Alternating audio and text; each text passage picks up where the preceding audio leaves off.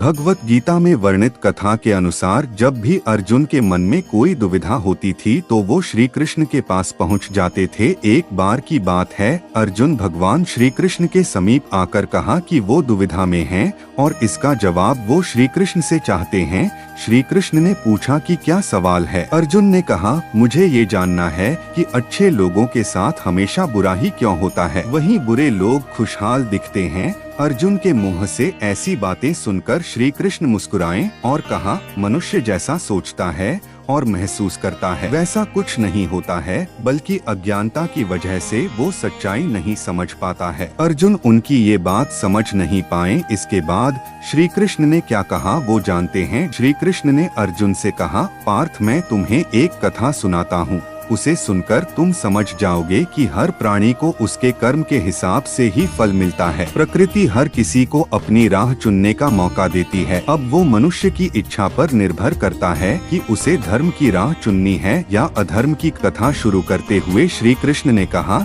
एक नगर में दो पुरुष रहा करते थे। एक पुरुष व्यापारी था जिसके जीवन में धर्म की बहुत महत्ता थी। वो पूजा पाठ में यकीन रखता था। वो हर रोज मंदिर जाता था और दान धर्म भी करता था और हर रोज भगवान की पूजा करता था। वहीं दूसरा पुरुष बिल्कुल विपरीत था। वो हर रोज मंदिर तो जाता था लेकिन पूजा करने नहीं, बल्कि मंदिर के बाहर से जूते चप्पल चुराने। उसे दान और धर्म से कोई लेना देना नहीं था। समय बीतता गया और एक दिन बहुत जोर की बारिश हो रही थी। इस वजह से मंदिर में पुजारी के अलावा कोई नहीं था। ये बात जब दूसरे पुरुष को पता चली तो उसने कहा कि ये सही मौका है मंदिर का धन चुराने का। पंडित से नजर बचाकर उसने मंदिर का सारा धन चुरा लिया। उसी समय धर्म कर्म में विश्वास रखने वाला व्यक्ति भी मंदिर पहुंचा। दुर्भाग्य से मंदिर के पुजारी ने उसे ही चोर समझ लिया और चिल्लाने लगे। वहाँ लोग एकत्र हो गए और उसे बहुत मारा। किसी तरह वो बचते बचाते वहाँ से निकला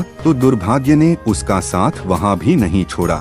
मंदिर के बाहर वो एक गाड़ी से टकरा गया और घायल हो गया। फिर वो व्यापारी लंगड़ाते हुए घर जाने लगा तो रास्ते में उसकी मुलाकात उस पुरुष से हुई जिसने मंदिर से धन चुराया था। उसने कहा, आज तो मेरी किस्मत चमक गई, एक साथ इतना सारा धन मिल गया। ये सब देखकर उसे बहुत बुरा लगा और उसने अपने घर से भगवान की सारी तस्वीरें निकाल दी। कुछ सालों बाद दोनों ही पुरुषों की मृत्यु हो गई। मरने के बाद जब दोनों यमराज की सभा में पहुँचे और भले पुरुष ने दूसरे व्यक्ति को देखा तो उसे बहुत गुस्सा आया। उसने क्रोधित होकर यमराज से पूछ ही लिया, मैं तो हमेशा अच्छे कर्म करता था, दान में विश्वास रखता था, उसके बदले जीवन भर मुझे अपमान और दर्द ही मिला और इस व्यक्ति को नोटों से भरी पोटली। आखिर ऐसा भेदभाव क्यों? इस पर यमराज ने कहा, पुत्र तुम गलत समझ रहे हो। जिस दिन तुम्हारी गाड़ी से टक्कर हुई थी वो दिन तुम्हारे जीवन का आखिरी दिन था, परंतु तुम्हारे अच्छे कर्मों की वजह से